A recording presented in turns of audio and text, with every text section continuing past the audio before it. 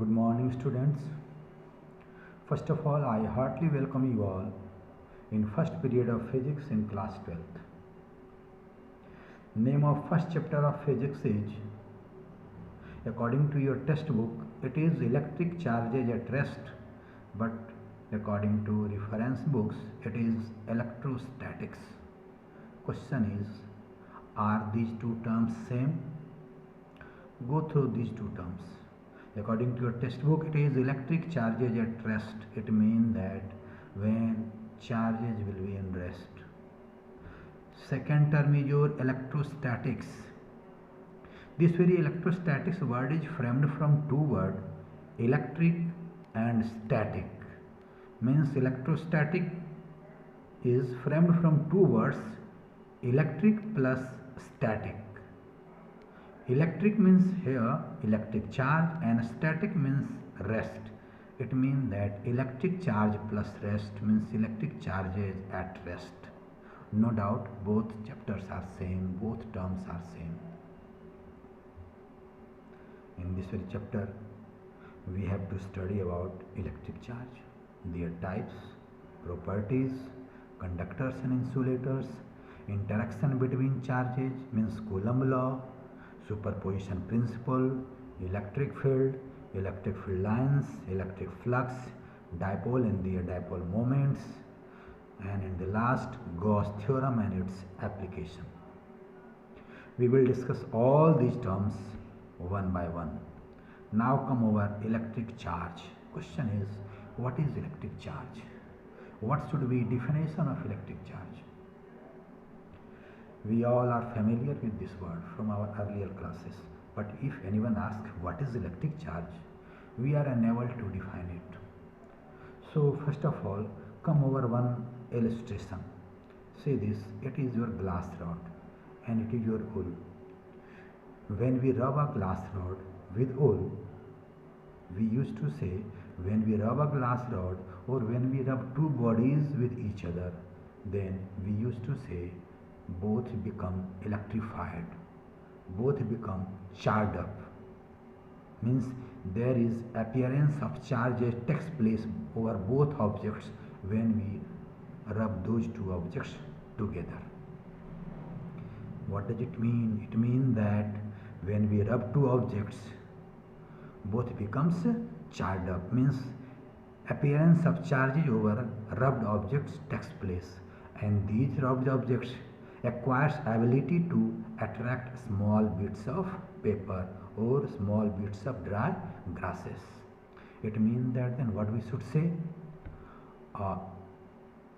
It is a special thing which appears over a body when we rub it with another body, due to which it acquires ability to attract small bits of paper or small pieces of dry grasses. Right? Now come over its type. From our earlier classes we used to say in nature there are only two types of charges, positive charge and negative charge. But question is this, how we can say? We know that अभी हमने यह कहा कि जब कोई भी दो object को हम लोग रब करते हैं तो दोनों चार्ज अप हो जाता है, चार्ज का अपीयरेंस उस पर हो जाता है. Then in this very universe there is plenty objects, there is large number of objects, and when we will rub them, then charges will appear over them. Then charges should also different, because as bodies are different, material bodies are different, so the charges which will appear, that should be also different. But we know there are only two types of charges. We also know like charges repel and unlike charges attract each other. At the same time, we also know two unlike charges neutralize effect of each other.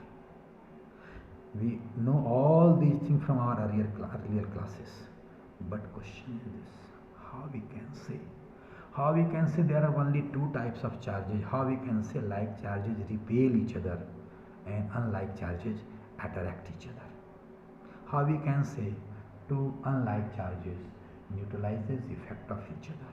Then for that, come over here. See here. Let us suppose we have taken glass rod and wool, glass rod and wool, and we are rubbing these two. We have taken three or four types of objects: one glass rod and wool, glass rod and silk, ebonite rod, you may say it is equivalent to plastic rod, and cat fur. When we rub glass rod with wool, both becomes charred up. When we rub glass rod with silk, again both becomes charred up. Ebonite rod with cat fur, again both becomes charred up. Question is this: what will be different charges which will appear over these? Then let us suppose when we rub glass rod with wool, no doubt both will be electrified. What type of charge will appear, we are not knowing. Let us suppose on glass rod the charge which has appeared, that is, let us suppose of type A, and on wool that is of B. Why? Because both are different objects, so it is sure that charges which will appear over these, that should be also different. Take another example: glass rod and silk. We have rubbed here glass rod with silk. As here glass rod, again here we have glass rod. तो अगर इस पर charge A आया था, then on this glass rod again same type material, so charges should be also same. But here we have silk instead of wood, so इस पर जो charge आएगा that should be different. Let us suppose जो इस पर charge आया है that is of C type. Then now come over ebonite rod and cat fur, both are different, so charges which will appear on these two, that will be different from these. Let us suppose D, E. A type charge, B type charge, C type charge, D type charge, E type charge. Now what we practically observe when we bring two glass rods close to each other, then repulsion between rods takes place. When we bring two charred wool cloths close to each other, then again there is repulsion. When we bring two silk cloths, charged silk cloths near to each other, again there is repulsion. And again when we bring two ebonite rods close to each other, then again there is repulsion. What does it mean? What we should say? A type charge, there is repulsion. B type repulsion. C type repulsion. D type repulsion. What does it mean? Can we say here? Like charges repel each other. Like charges repel each other. Like charges repel each other. It means that from here we can say like charges repel each other. Right? Now, again it is practical observation. When we bring ebonite rod, this very ebonite rod on which charges of type D has appeared, when we bring this very material close to charred wool on which B type of charge has appeared, then again there is repulsion. As there is repulsion between these two, what does it mean? अभी हमने पढ़ा है like charges repel each other, but इस पर D है, इस पर B है. It means that जो इस पर चार्ज होगा वही इस पर होना चाहिए. जो इस पर चार्ज है वही इस पर होना चाहिए. It means that as it is B type, so it should be also B type. So it should be also B type.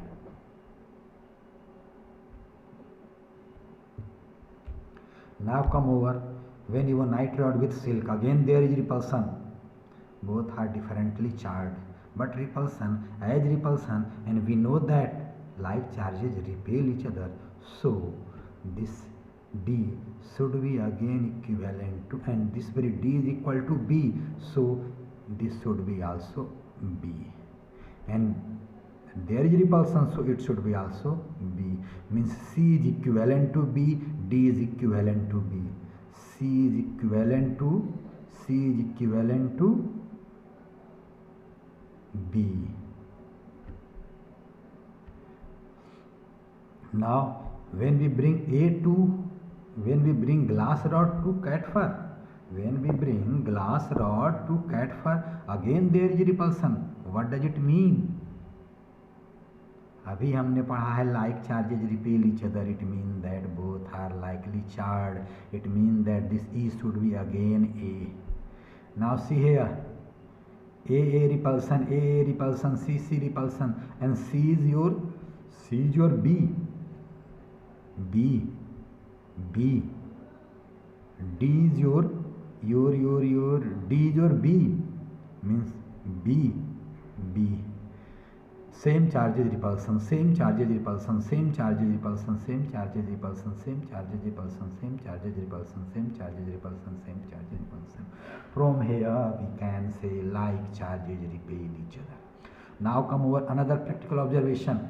When we bring glass rod with ilmenite rod, then there is attraction. There is attraction. Here we have D, here we have A. D is your equivalent to B, so B. D is equivalent to B. Again here E is equivalent to A. E is equivalent to A, and CC is equivalent to B. Now see here. Attraction, attraction, attraction, attraction. Unlike attraction, unlike attraction, unlike attraction, unlike attraction. From here we are saying like charges repel each other, and from here we can say unlike charges attract each other. So we can say boldly like charges repel and unlike charges attract each other. Right? Like charges repel and unlike charges